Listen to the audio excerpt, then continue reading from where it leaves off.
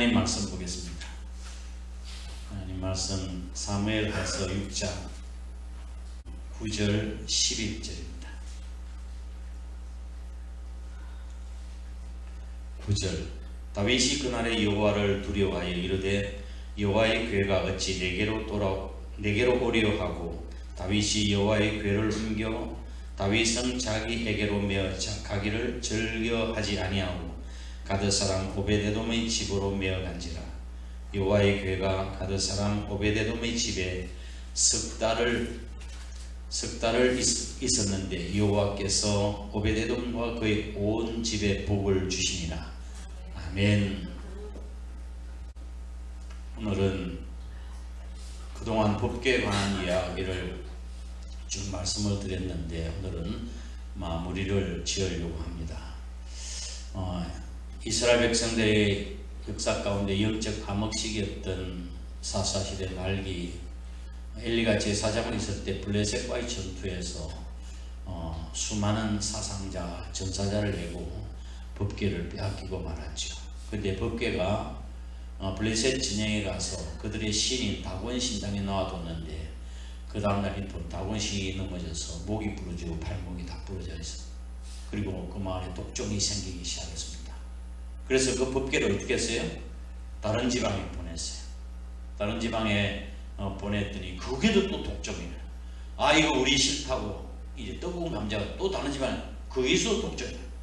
이거 안 되겠다. 이스라엘의 신인 하나님의 법궤를 가져왔기 때문에 하고 돌려보내기로 결정을 합니다. 그것이 우연히 만난 재앙인지 하나님이 내린 재앙인지 테스트 해보기 위해서 세수레에다가 법궤를 싣고 그 다음에 전난소들을 매게 하고 목적지까지 바로 가면 하나님께서 우리에게 내린 재앙이고 엉뚱한 길로 간다든지 이러면 이거 우연히 만난 재앙이라 생각을 했습니다. 그래서 첫 시간은 제가 우리 그리스도인의 삶의 자격에 대해서 말씀드렸어요. 멍에 메어보지 못한 소라고 하는 것은 순결이라는 뜻입니다. 천열한 뜻이죠. 순결. 그리고 전나는 소 둘이었는데 강한 애정을 끄는 송아지였죠. 송아지가 강한 애정을 끄고 있는데 그럼에도 불구하고 좌로나우로는 치우치 아니한 것이 우리 그리스도인이 가야 할 길이다. 협력과 협조가 되네요. 그리고 무사히 갔습니다. 근데 가긴 갔는데 그 법궤를 메고 가는 그 소의 사명이 뭐였나? 우선 법궤를 짊어져야 했습니다. 이 우리 그리스도인의 자격이에요. 법궤, 하나님의 임재 말이죠. 우리 집사님 코람데오라고 전화하던데 코람데오는 before God, 하나님 앞에서요. 늘 하나님 앞에서 하나님 중심으로 살아가야 되는 거예요. 그게 우리의 사명이에요. 두 번째로는 목적지까지 바로 가서 했습니다. 벳 슈메시. 벳이라는 말은 집이고 슈메시는 태양의 뜻, the house of the sun, 태양의 집. 우리 주 예수 그리스도께서 계시는 의의 태양이신 우리 주님이 계신 그 천국에 가는 날까지 우리는 좌우나 우나 추침이 없이 곧장 바로 가야 돼요. 그리고 새수레를 다 지어다가 그곳에 단을 쌓고 송아지를 소를 잡아 불태워드렸죠. 이게 우리 마음이 아픈 건 아니겠어요? 이것은 바로 그리스도인의 삶은 순교가 각오된 삶이어야 한다는 것을 말씀드렸습니다. 그런데 다윗이 왕이 되고 난 뒤에 이제 그 방치되었던 법궤를 예루살렘 성으로 옮기려고 하는 작업을 시작했습니다. 그래서 새 수레를 만들고 법궤를 실어다가 이제 운반을 하는데 갑작스럽게 나군 타작마당에 일어나가지고 소들이 띠므로 인해서 그만 우사가 그걸 잡으려고 하자 그 자리에서 즉사하고 말았습니다. 갑자기 축제의 분위기가 죽음의 분위기로 바뀌게 된 거예요. 왜 이래 법궤 운반하는데 실패를 하게 되었는가? 제가 지난주에 신앙의 함정이라고 하는 것을 가지고 말씀드렸는데 우선 동기가 잘못되었어요. 동기. 수레 끄는 게 아니에요. 세상살이 했다고 해서 똑같이 우리 하면 안 된다는 뜻이에요. 두 번째, 원리가 잘못되었다고. 법궤는 어깨에다 메고 가야 된다고 했어요. 채를 끼워가지고. 그리고 레위 자손이 그걸 컨트롤할 수, 만질 수 있었어요. 근데 이 세 가지를 다 어겼어. 술에 싫으면 안 되는데 술에 싫고, 매야 되는데 안 맺고, 또 레위 사람도 아니었어요. 그리고 그들 밑에 깔려있는 영들이 잘못되었기 때문이었어요. 그들 밑에 깔려있는 영이 뭐예요? 먼저 안일주의, 편의주의, 형식주의였어요. 술에 싫으면 편하고 좋죠. 우리는 더 쉬운 것만 하려고 하잖아요. 그게 잘못되게 실패하는 거예요. 자, 하나님의 이와 같이 하나님의 일은 단순히 열정만 가지고 되는 일이 아니라는 것을 보여주고 있습니다. 내가 막 열정만 가지고 되는 것이 아니라, 신앙생활은 뭐예요? 내 경험, 내 지식, 내 경륜 가지고 하는 것이 아니라 기본이 무엇인가를 충실히 배워야 합니다. 기본이 되어 있어야 돼요. 우사는 그것이 불충분했고 무지했던 거죠. 무지했어. 교회 학교 아이들이, 저 선생님이 창세기 공부를 하면서 이제 해당 질문을 던졌어요. 공부를. 얘들아, 아담과 하와가 살던 동산은 무슨 동산이지? 그렇게 물었어요. 그때 어떤 애가 손을 제일 먼저 팍 쪄요. 뭐야? 그때 맛동산이요. 한다고 속 제일 먼저 들어가 맛동산이요. 그때. 그러니까 이 무슨 말이 나왔어요? 무식하면 용감하다고. 우사는 한마디로 무지했습니다. 아니, 법궤가 어떤 것이라고 술에 씻습니까? 아니, 도대체 법궤가 어떤 것이라고 손으로 만집니까? 물론 모두가 다 선의의 뜻으로 한 것이지만 무식했어요. 무지했습니다. 하나님 나라의 역사는 오직 하나님의 뜻과 방법을 쫓아서 이루어질 때 영광스러운 일을 할 수 있는 것입니다. 그런데 갑자기 이제 법궤 운반이 중단됐죠. 그리고 법궤가 누구 집에 가게 된 겁니까? 오벳 에돔의 집에 머물게 되었습니다. 그래서 오늘 말씀을 이제 마무리 잘 지으려고 하는 거예요. 여러분이 복 받았으면 좋겠다는 내 마음이에요. 오늘 설교의 제목은 뭡니까? 복 받을 짓을 해야 합니다. 복 받을 짓을 해야 돼요. 오벳 에돔의 집에 법궤가 석 달 있는 동안 하나님께서 그 모든 소유에 복을 내리셨다고 11절에 말씀을 하고 있습니다. 석 달 있었는데 오벳 에돔의 집에 하나님께서 복을 주셨다. 자, 그 전에는 아미나답의 집에 있었다가 이제는 오벳 에돔이 그 법궤를 모신 거예요. 똑같이 법궤를 모셨는데도 불구하고 한 사람은 복을 받고 또 한 사람은 오히려 화를 입은 이유가 무엇입니까? 잘 생각해 보셔야 돼요. 오늘날 우리 성도들이 똑같이 신앙생활을 합니다. 어떤 사람은 은혜를 받고 막 복을 누리는 사람이 있는가 하면 그렇지 못한 사람도 있어요. 그 차이점이 무엇일까요? 그것은 바로 신앙의 자세의 차이점입니다. 신앙의 자세. 법궤는 블레셋에 빼앗겼다가 7개월 만에 이스라엘 옮겨진 뒤 줄곧 아미나답의 집에 있었습니다. 근데 아미나답의 집에 머물러 있다가 그 다음에 누가 보관했는가 하면 그 아들 엘르아살이 법궤를 관리를 했습니다. 그리고 오늘 법궤를 만졌다가 즉사한 우사는 엘르아살의 아들이에요. 그러니까 지금 몇 대째예요? 아미나답, 엘르아살, 우사 3대예요. 3대째 그 법궤를 보관하고 있는, 최소한 한 세대가 30년이라고 한다면 60년, 뭐 70년은 훨씬 70년 됐을 거라고 해요. 그렇죠? 수십 년 동안 모셔왔는데 그런 참 비극적인 결과를 맞이했습니다. 자, 이걸 보면서 우리가 신앙생활을 오래 했다고 하는 것, 그 중요한 것이 아님을 가르쳐주고 있는 거예요. 신앙생활을 오래 했다, 뭐 수십 년 했다, 뭐 중요한 게 아니에요. 법궤를 모셨다고 하는 친숙함 때문에 법궤에 대한 신중함과 진지한 자세를 잃어버렸어요.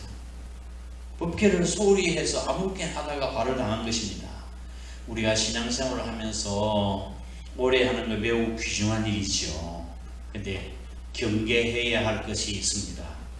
그것이 바로 매너리즘에 빠지는 것입니다. 매너리즘이라고 하는 뜻은 타성해지는 걸 말합니다. 틀에 박힌 태도나 생각, 방식 이걸 이야기하는 거예요.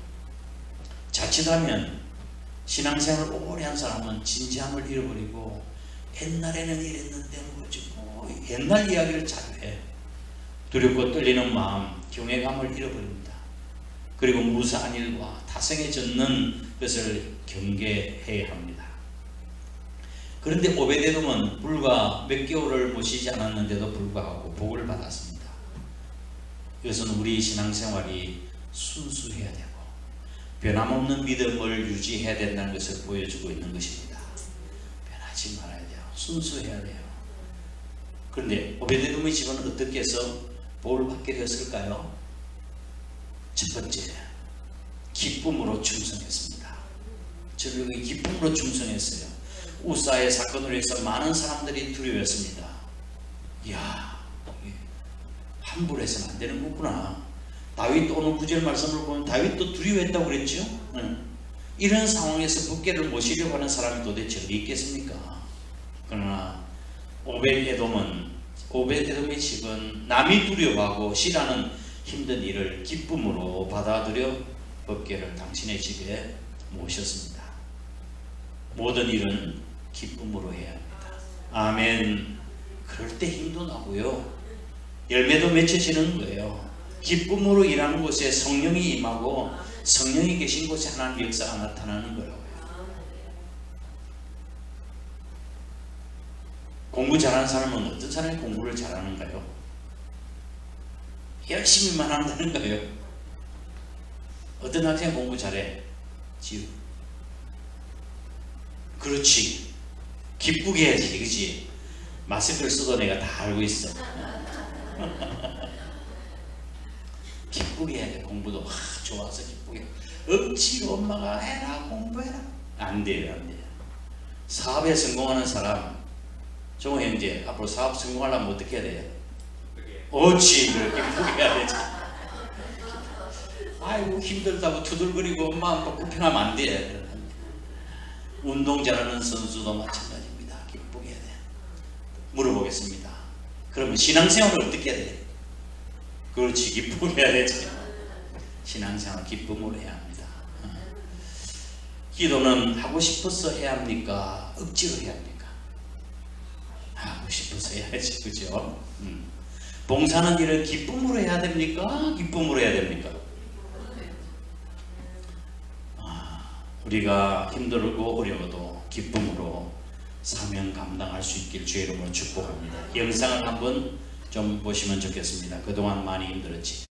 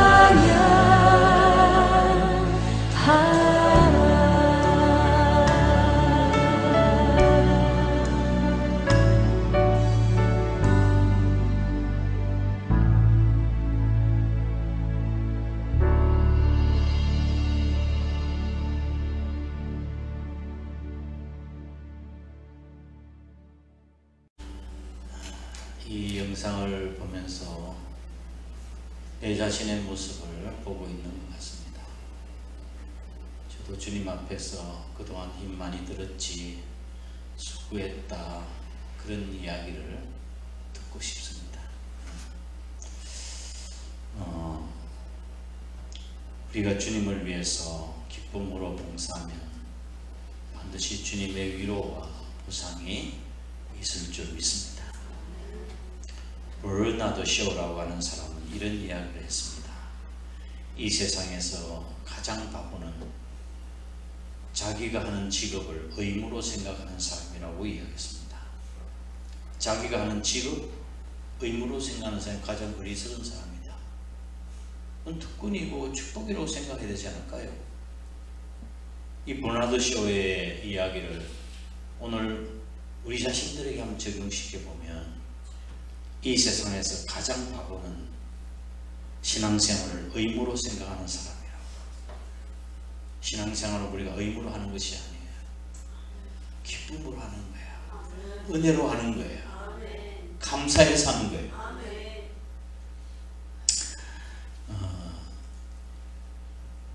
오베데돔의 집은 모두가 다 법궤를 지는 것을, 모시는 것을 두려워하고 힘들어했는데 기쁨으로 주님 앞에 충성했습니다. 이 세상에 가장 현명한 사람은 신앙생활을 기쁨으로 하는 사람입니다. 두 번째, 오베데돔의 집이 복을 받은 이유는 다른 사람들이 하지 않은 일을 하는 겁니다. 다른 사람들이 하기 싫어하는 일을 하는 거예요. 이게 복이죠. 방치된 법궤를 예루살렘 성으로 옮기려고 하는 일은 의미 있고 복된 일이었습니다. 근데 예루살렘으로 운반하는 도중에 불상사가 일어난 것입니다. 모두가 다 법궤를 모시려고 하질 않았습니다. 9절 10절 말씀을 한번 읽어 보실까요? 9절 10절 시작. 다윗이 그날에 여호와를 두려워하여 이르되 여호와의 궤가 어찌 내게로 오리요 하고, 다윗이 여호와의 궤를 옮겨 다윗은 자기에게로 메어가기를 즐겨하지 아니하고 가드 사람 오베데돔의 집으로 메어간지라. 아멘. 다윗도 하나님을 두려워해서 자기 예루살렘 모셔놓은 것을 꺼려했다고 이야기했습니다. 그때 오베데돔은 그 법궤를 자기 집으로 모셨습니다. 충성은 다른 사람들이 하지 않는 일을 하는 것이 충성입니다. 다른 사람들이 하기 싫어하는 것을 내가 맡아서 하는 것이 충성입니다.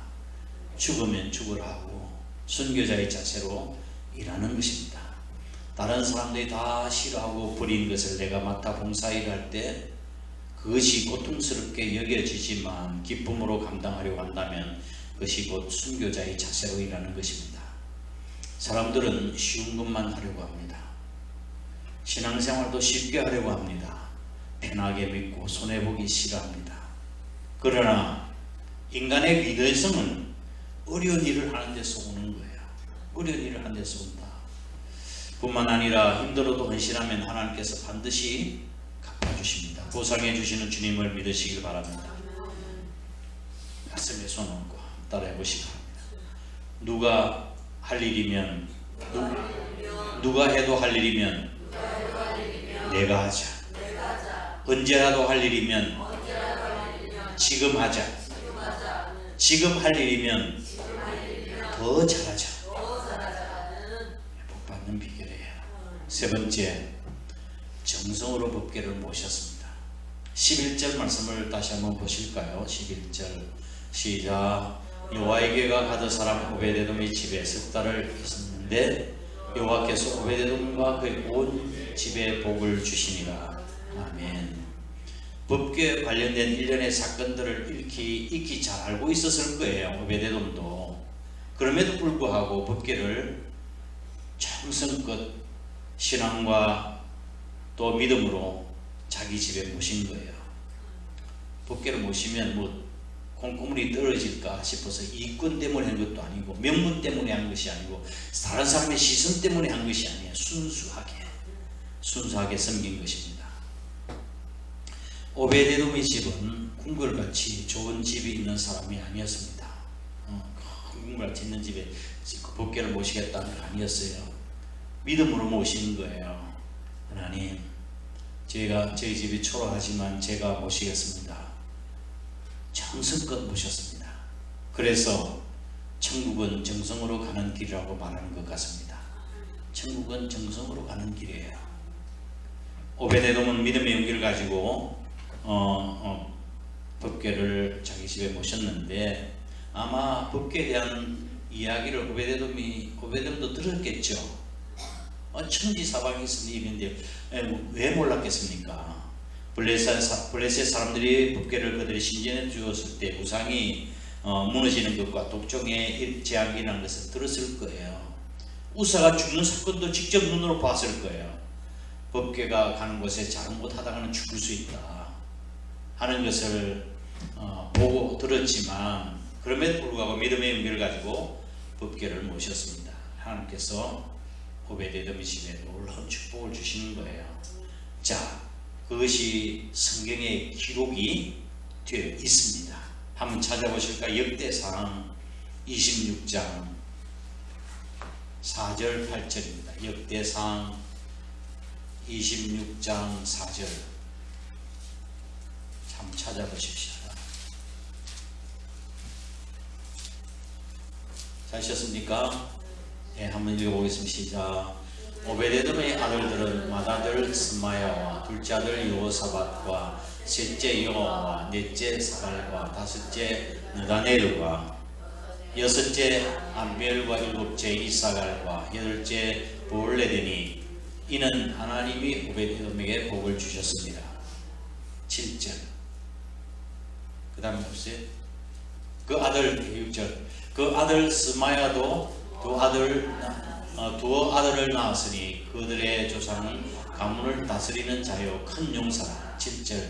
스마야의 아들들은 오드니와 르바엘과 오벳과 엘리사밧이며 엘리사밧의 형제 엘리오와 스마가는 능력이 있는 자이니 이는 다 오베데돔의 자손이라. 그들과 그의 아들들과 그의 형제들은 다 능력이 있어 그 직무를 잘 하는 자이니 오베데돔에게서 난 자가 이는 다 오베데돔의 자손이라. 그들과 그 아들들과 그의 형제들은 다 능력이 있어 그 직무를 잘하는 자니 오베데돔에게서 난 자가 몇 명? 60명. 자, 오베데돔의 집 복을 받은 수는 자녀의 축복입니다. 자녀들 60명이나 됐죠. 자, 한번 4절 말씀을 한번 보여주실까요? 4절.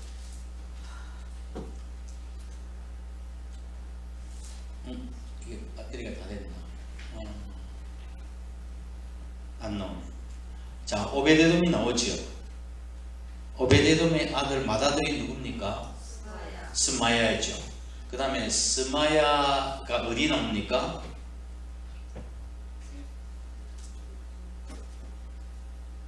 스마야가 어디 나온 그 밑에. 스마야도 두 아들을 낳았으니 오베데돔의 아들이 스마야예요. 그 다음에 두 아들을 낳았으니 저희 족속을 다스린 자요 큰 용사라. 그 다음에 스마야의 아들들은 오드니와 르바엘과 오벳과 엘리사밧 형제 엘리스마는 능력이 있다 그랬죠. 자, 오베데돔의 아들 스마야예요. 스마야의 아들이 둘이 있었어요. 두었다고 했죠. 그 손자예요. 그 다음에 더 나가서 정손자가 이렇게 많아졌어요.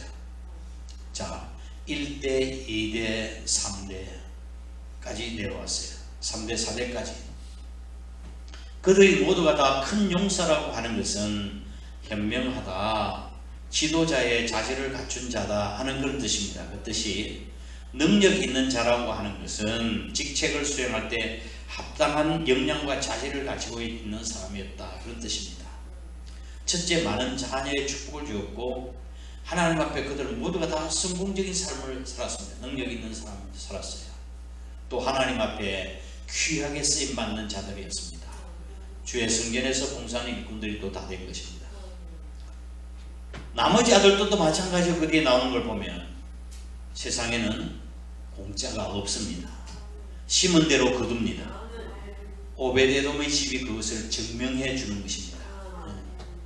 다윗은 오베데돔의 집에 축복이 임한 것을 보고 오베데돔 복을 받았는데 뭐 두려워할 거 아니구나, 내 방법이 잘못되었음을 깨닫고 난 뒤에 다시 언약궤를 예루살렘으로 옮기는 시도를 하게 되어집니다.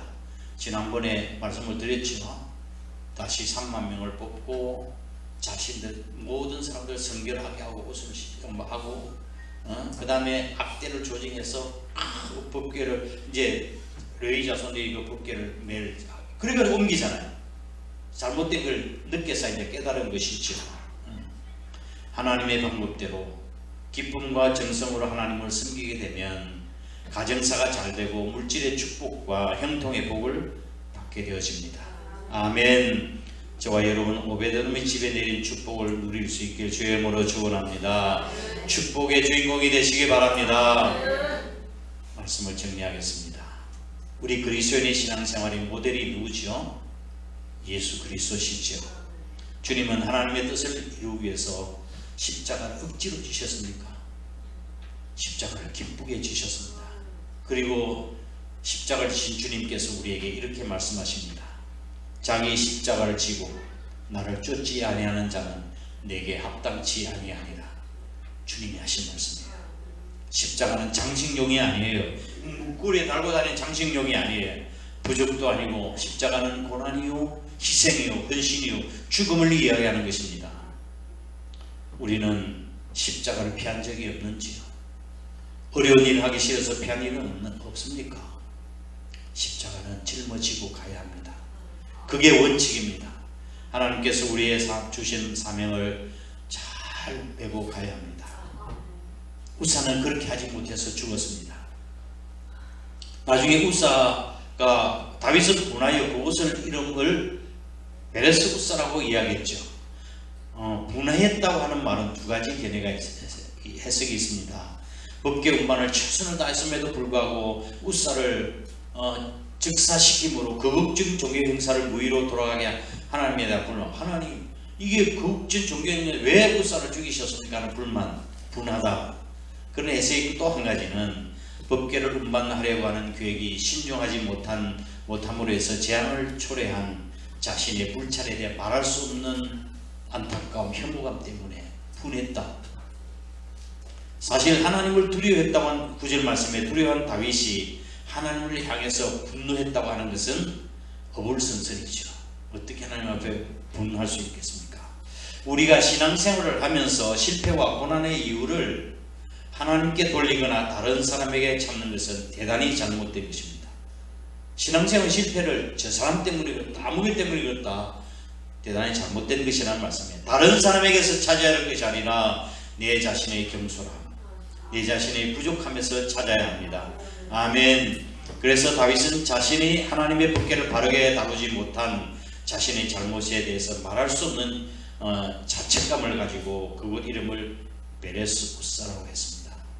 베레스라고 하는 것은 히브리어 원문으로 페레츠, 이건 틈을 찾다, 찢다, 충돌하다 그런 뜻입니다. 페레츠 우사. 사명을 메고 가지 않을 때 이와 같이 충돌이 일어납니다. 사명을 메고 가야 되는 거예요. 위대한 삶을 살았던 신앙의 선배들은 한결같이 불타는 신앙 사명감으로 살았고 그 맡은 바를 위해서 목숨을 걸었습니다. 그러나 사명을 외면하거나 망각하고 또 회피하고 도망치는 사람들도 있습니다.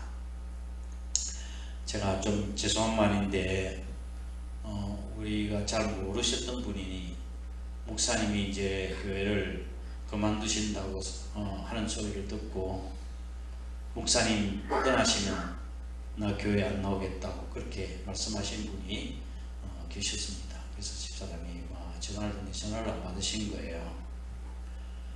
그렇게 하면 안 됩니다. 끝까지 이곳에서 목숨 다할 때까지 신앙생활을 잘 섬겨야 해요. 예? 특별히 중직자나 우리 모두가 다 교회에 내가 어깨를 메고 가야 되는 거야. 그렇게 해야 여러분이 복을 받을 수 있어요. 십자가를 회피하는 때 그러면 충돌이 일어나요. 베레츠 우사. 그러니까 아니 목사 보고 신앙생활 했어요? 아니죠. 우리 주님 보고 신앙생활 하는 거죠. 그러니까 우리 주님 바라보고 신앙생활 끝까지 잘 하셔야 합니다. 그렇게 되기를 주의 이름으로 축복합니다. 그런데 이제 십자가를 지고 배우 가야 된다고 하는데 여러 가지 핑계가 많아요. 핑계가. 어떤 핑계가 제일 많아요? 아유, 목사님 나 부족해서 못해요. 그런 사람이 있어요. 나 부족해서 못하겠다. 이 말은 굉장히 교만한 사람이에요. 이 말 하는 사람은 굉장히 교만한 사람. 왜? 하나님은 이미 우리의 부족함을 아십니까? 모르십니까? 이미 아십니다. 우리의 부족함을. 그런데도 우리에게 맡겨주신 거라고요.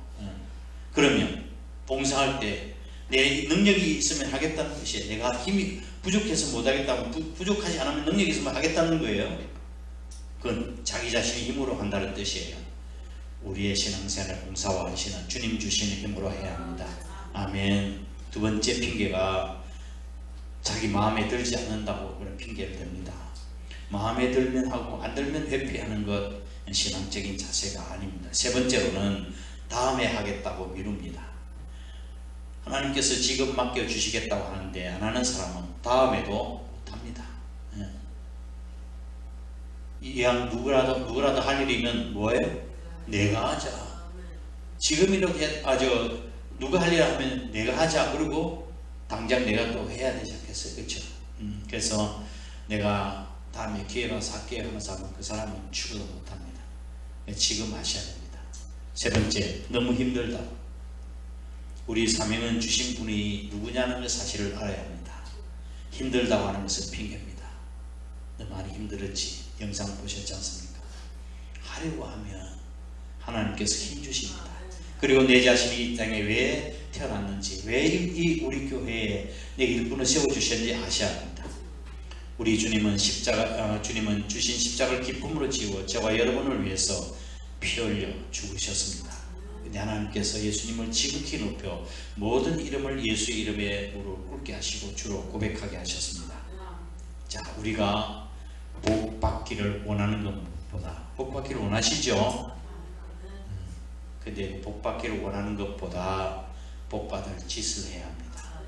어때요? 오베데돔 같이 원칙대로 사명을 감당하고, 다른 사람들이 하기 싫어하는 일을 내가 기쁨을 하고, 순수한 믿음과 용기로 주신 사명을 잘 감당하셔서 여러분의 자녀와 여러분의 소산과 여러분의 소유에 축복이 임하기를 주의 이름으로 축원합니다. 아멘. 함께 일어나셔서 620장 찬양 드리겠습니다.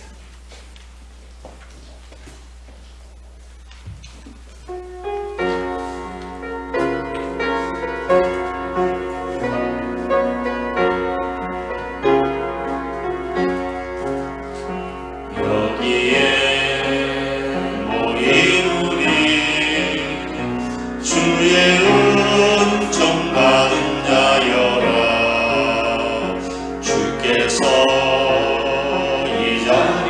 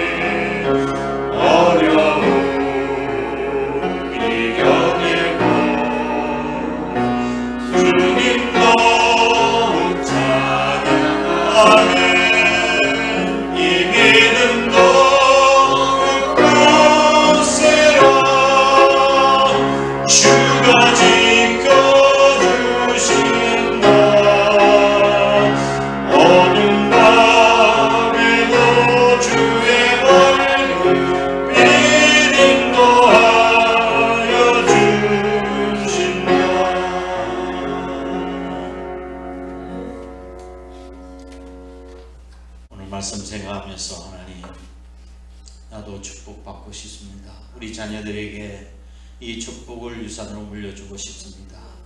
우리의 가정과 행동하게 하시고 또 하나님 앞에 우리도 하나님 아름답게 헌신하고 충성된 일꾼들 다 되게 해달라고 말씀 생각하시면서 동성으로 기도하도록 하겠습니다. 고마우신 아버지 하나님, 주님의 크신 은혜와 사랑을 감사드립니다. 오늘도 아버지 하나님 오벳에돔이 하나님의 법궤를 잘 보심으로 인해서 아버지 하나님 짧은 기간 동안이었지만 그 오벳에돔 집에 축복을 내려주시는 것을 살펴보았습니다. 하나님, 저희들도 복받고 싶습니다. 복받기 이전에 우리가 복받을 짓을 하게 하시고 우리가 오벳에돔처럼 우리가 기쁘게 십자가를 짊어지고 하나님의 방법대로 기쁨과 정성으로 하나님을 섬기게 하시고 또한 아버지는 하나님 말씀대로 순종하는 삶을 살아갈 수 있는 저희의 삶이 될 수 있도록 하나님 도와주시며 은혜를 허락하여 주옵소서. 우리 자신이 하나님 앞에 왜 내가 복을 받지 못하는지 자신을 살펴보고 우리 이제는 우리 자세를 바르게 하고 신앙제세를 바르게 함으로 인하여 하나님의 약속된 축복을 누리며 살아가는 저희들 되게 도와주옵소서.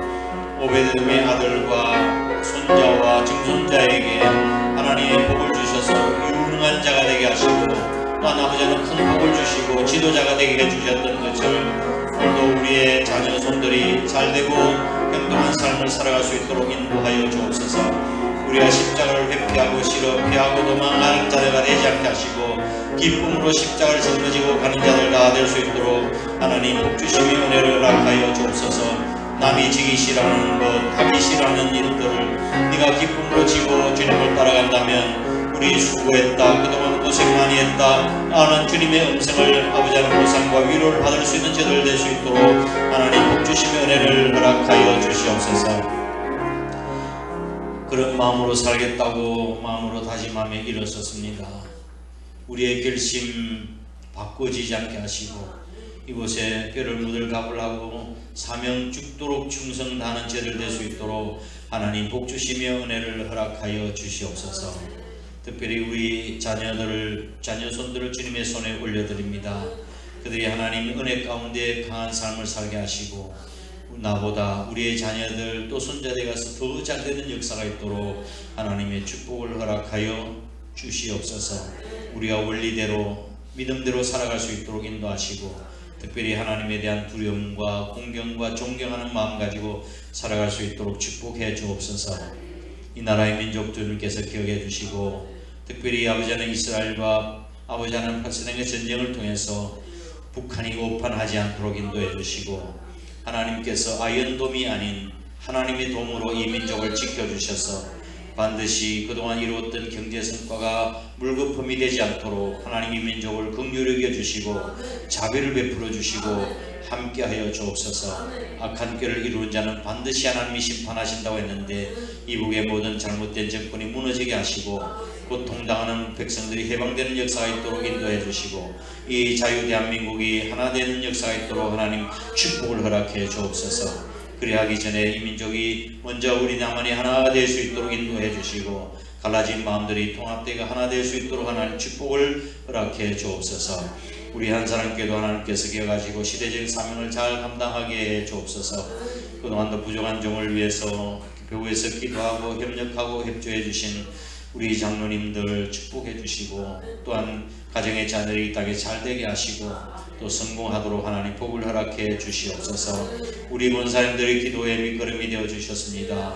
이 새벽 재단을 살고 또 열심히 기도할 수 있는 우리 권사님들 되게 하시고 또 말없이 충성했던 우리 집사님들을 축복합니다. 영혼 잘되게 하시고 검사가 잘되게 하시고 칭찬 듣게 하시고 하나님께 영광 돌려드릴 수 있도록 축복을 허락해 주옵소서. 이 시간 해외 나가는 우리 식구들, 군에 가 있는 귀한 아들들, 부득에서 이 자리에 참여 못한 식구들, 지금 육신의 고장으로 힘들어하는 식구들 어느 곳에 있든지 하나님께서 눈동자가 지켜 보호 인도하여 주옵소서. 하나님의 선하신 인도하심을 기대하고 또 찬양합니다. 하나님 의지합니다. 하나님께서 역사하시고 축복하여 주옵소서. 예수님 거룩하신 이름으로 간절히 축복하고 기도되옵나이다. 아멘. 이제는 우리 구주 예수 그리스도의 크신 은혜와 하나님 아버지의 극진하신 사랑하심과 성령님의 위로 교통하심이 오벳 에돔같이 원칙대로 기쁨으로 순종하며 남이 하기 싫은 일을 내가 맡아서 수고하고 순교적 자세로 일하고 또한 하나님 앞에 정말 겸손하게 하나님 중심의 삶을 살아 우리들도 복받기로 마음으로 다짐하는 거룩한 주의 백성들과 우리의 자녀들과 사업장과 또 우리 저희들 삼전체회 그리고 우리 한 사람교 전체 항상 함께 하셨기를 간절히 축원합니다. 아멘.